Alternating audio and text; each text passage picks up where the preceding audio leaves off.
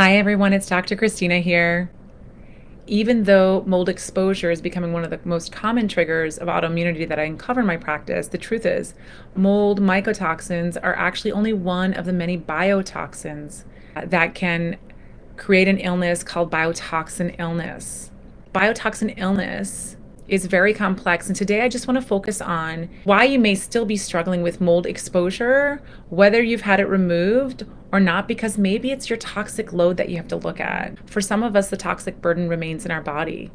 And the truth is, most conventional practitioners are not even looking for mold toxicity or biotoxin illness in the first place. This means you may no longer have an inflammatory response that's actually effective. So you may have skin rashes and food intolerances that keep getting worse, and you're down to a limited amount of food. You may have anger and chronic headaches or digestive issues, no matter what you try. So how can we heal? The most important part of biotoxin illness puzzle is to really get to the root cause. The best way to look at this stuff is through functional medicine testing. However, the testing is a bit useless if you don't do the next step, and that is proper detoxification. For example, there are beneficial gut bacteria that can bind to mycotoxins in the gastrointestinal tract. And this would be a very helpful part of a protocol when you're trying to remove colonization of mold in your gastrointestinal tract, or you have been exposed to mold and you're trying to heal. So this would be one thing that you could do. You could really help yourself with probiotics. And a good broad spectrum probiotic with lots of lacto and bifidobacter can really help bind the toxins in your body. Another thing that you could do is support bile flow.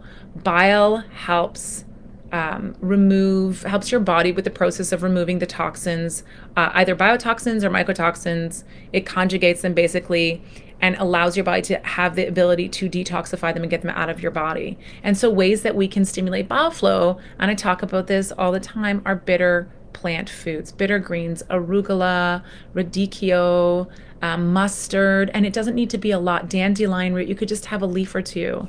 You can also use bitters that you can buy in the store. There's Swedish bitters, there's lots of bitters at the health food stores, and that helps secrete bile.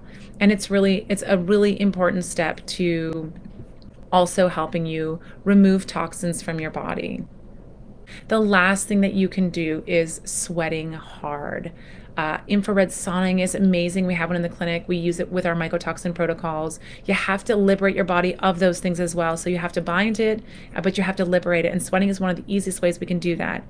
Drink lots of water, and getting enough fiber to bind it and take it out of the body is important. So if you're not eating enough vegetable fibers, we love a product from Zymogen called OptiFiber. You can take some of those while you're binding and sweating so that you can get them out of in your stool as well. Because it's really important to not have it back in your system and not be able to detoxify it.